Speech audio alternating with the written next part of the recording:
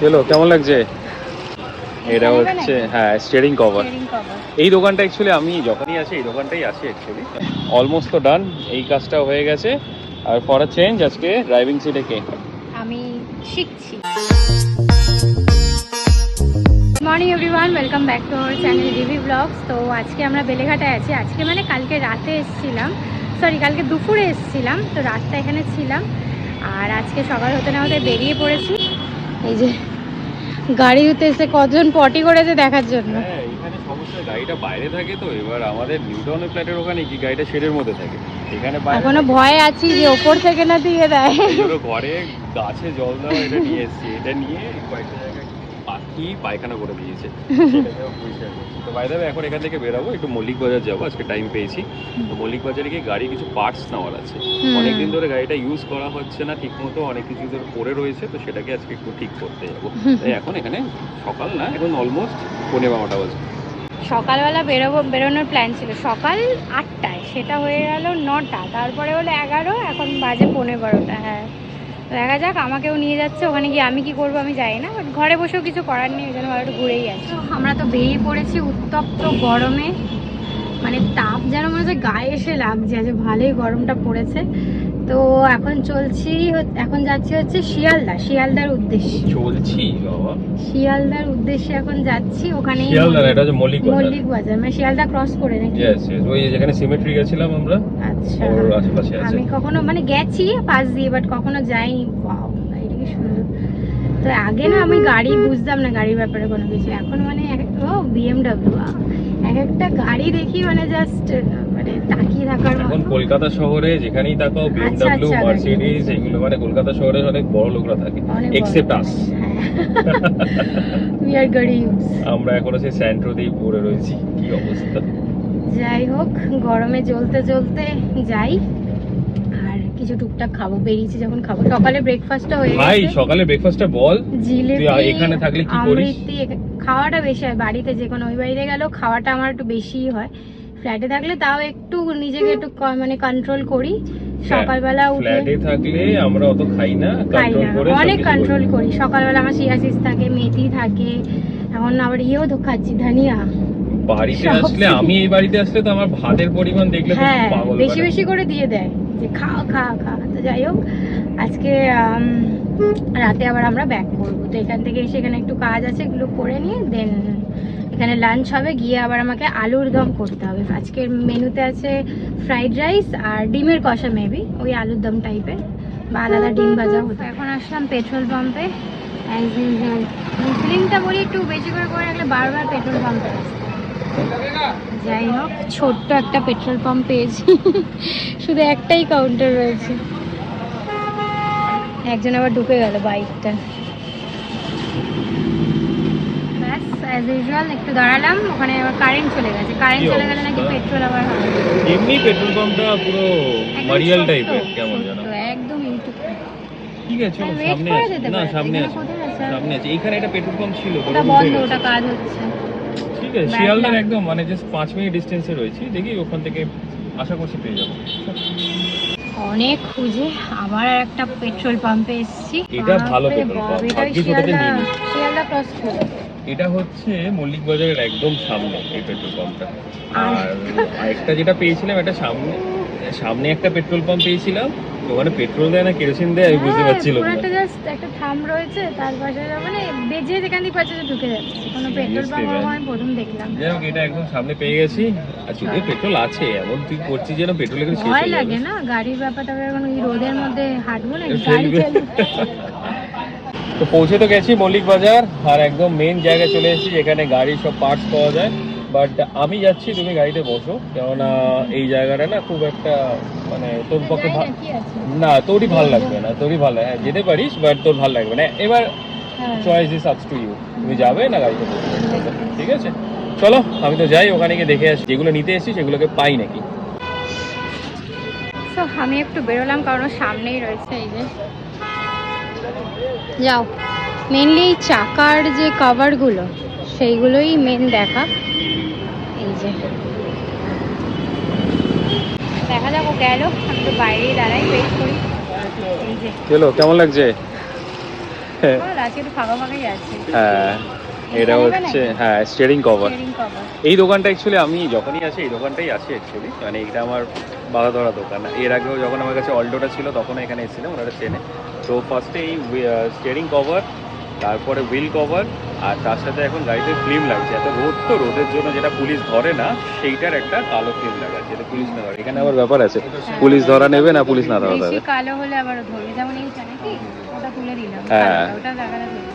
আবার ফ্রন্টেরটা লাগাতে আরো বেশি, এটা কি রোদের থেকে মানে হবে নাকি? রোদের থেকে। নাহলে যখন ওটা না থাকবে না, আছে আমার ওটা, বাট ভীষণ লাইট, বাট রোদটা খুব লাগছে। আর এটা লাগালে রোদটা লাগবে না। হ্যাঁ ব্ল্যাক পুরো। পুরো ব্ল্যাক না, একটা আলাদা থাকে, একটা মানে পোর্শন থাকে সেটা, একটু গ্রিনিশ গ্রিনিশ ব্যাপার আছে। আচ্ছা এটাতে কি হয়, রোদটা অতটা লাগে না। আমার যেটা লাগানো ছিল সেটা একদম নমিনাল, এটা তো মানে নষ্ট হয়ে গেছে।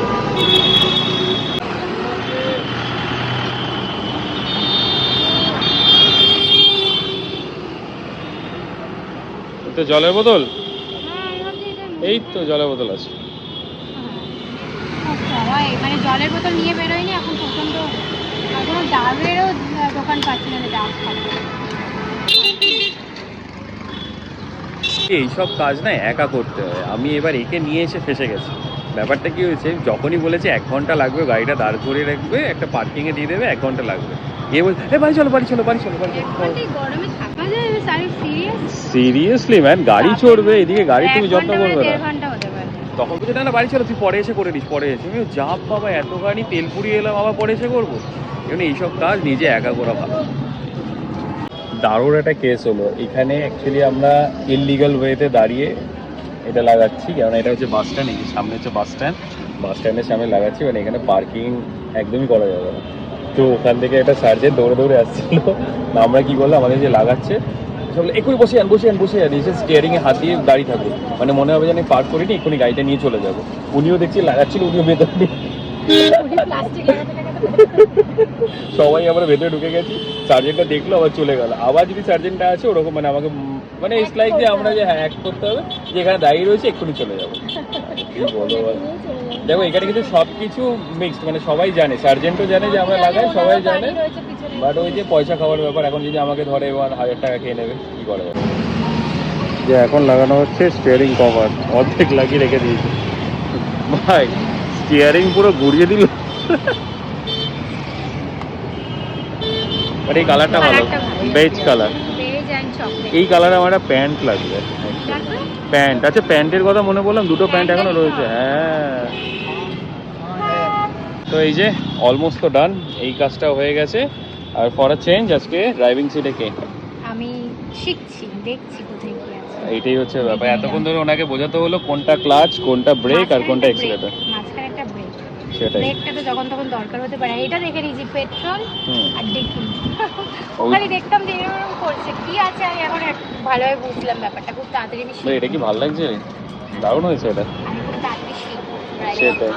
তো ফাইনালি হলো আজকের মতো আমাদের কাজ। এখন বাজে পাক্কা 2টো। তো এখন যাচ্ছি আবার বাড়িতে, গিয়ে খেয়ে দে একটু রেস্ট নিয়ে ইভিনিং আবার বেরোবে নাকি? হ্যাঁ এখন শুধুমাত্র বাড়িতে যাব না, বাড়ির আগে একটু এসির দোকানে যাব, মানে গাড়ির এসি। বাড়ির আগে? হ্যাঁ হ্যাঁ হ্যাঁ, একটু এসিটা স্লো হয়ে গেছে, এসিটা মানে গ্যাসের প্রবলেম হয়েছে, একটু গ্যাসটা রিপেয়ারিং করলে হয়ে যাবে। আর জানি না কেন খুব স্লো হচ্ছে, মানে যতটা ঠান্ডা হওয়ার কথা ততটা ঠান্ডা হচ্ছে না। গরমে এটাই হয়। গরমকালে তো এটাই সমস্যা না, যত গরম আসে এসি, ঘরের এসি, গাড়ির এসি সব একই সমস্যা থাকে। বাট এই কাজটা লাগানোর পরে মানে সিরিয়াসলি অনেকটা রিলিফ, কুলিং এফেক্ট, অনেকটা রিলিফ। চোখটা দেখো। কি রে আসেই না, এই হচ্ছে ঘরের বিড়ালের এটাই সমস্যা, আসে না ডাকলে। কি সুন্দর দেখে তো আদর করবো। ভিতরে আরেকটা রয়েছে, এটার জন্য ওকে নেট দিয়েছে যাতে বেরিয়ে না যেতে পারে। আয় চোখটা দেখি, চোখটা দেখি, আয়।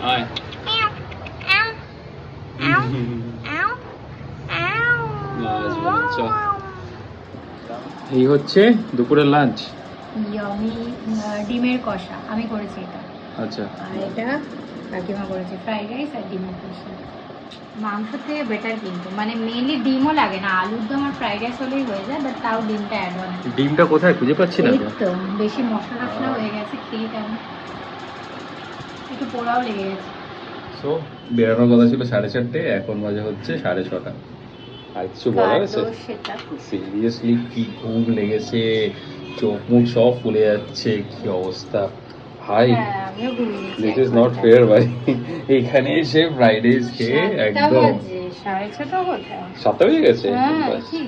যাই হোক, ফোন করলাম, উনি বললো এখন আছে, একবার দেখিয়ে আসি। যখন এসছি গাড়িটা, এসিটা একটু প্রবলেম হচ্ছে, তো এসিটা একটু দেখিয়ে আসি। ভাই ঘুমানো বন্ধ করো, দুপুরে ঘুমানো খুব বাজে। ঠান্ডাটা কেমন মেরে দেবো একটু লিক আছে নাকি? হ্যাঁ হ্যাঁ, ইগনারটাকে লাইন ভ্যাকাম করে অয়েল দিয়ে গ্যাস চেক করে দেবো। গ্যাস ভরতে কত টাকা? গ্যাস অয়েল দিয়ে 1000 টাকা লাগে, তাহলে 1200 টাকা চার্জ আছে। ঠিক আছে। সো দেখালাম এখানে সমস্যা ওই একটাই, মানে গ্যাসটা শেষ হয়ে গেছে। তো রাতের বেলা হবে না কাজ, কারণ এখন গুড়গুড়টা অন্ধকার, এই যে অন্ধকার হয়ে গেছে। এটা বেলেঘাটা সব থেকে বড় গ্যারেজ। তো বললো কাল বা পরশু আসছে, কাল বা পরশু তো হবে না, দেখছি একদিন সময় করে সকালবেলা আসতে হবে, নাহলে কালকে একবার রাজারহাটেও দেখিয়ে নেবো। বাট ওখানে থেকে এখানে বেশি একটু ট্রাস্টেবল, কারণ এখানে আমাদের গাড়ি ঠাড়ি হয়, কাজ টাজ হয়, বাবারও স্কুটিরও কাজ এখান থেকে হয়। তো দেখা যায় কি করা যায়। এই যে ভাই গ্যাস শেষ। গ্যাস অর্ডার দিয়ে দিই। সেটাই। আর একটা কি বাজে জিনিস দেখলাম, ভেতরে বলছে ইঁদুর ফিদুর ঢুকে যেতে পারে, ওখানে কিছু ন্যাপথলিন বেঁধে দিতে হয়। ঢুকেও ছিল ঢুকে মানে কি পায়খানা টায়খানা করেছে হয়তো, এবার এ বলছে সাপ ঢুকবে কি বলো, তো ওইখানে বললো দুটো দিকে দুটো ন্যাপথলিন বেঁধে দেবে, তাহলে কি গন্ধে ওটা ইঁদুরটা আসে না।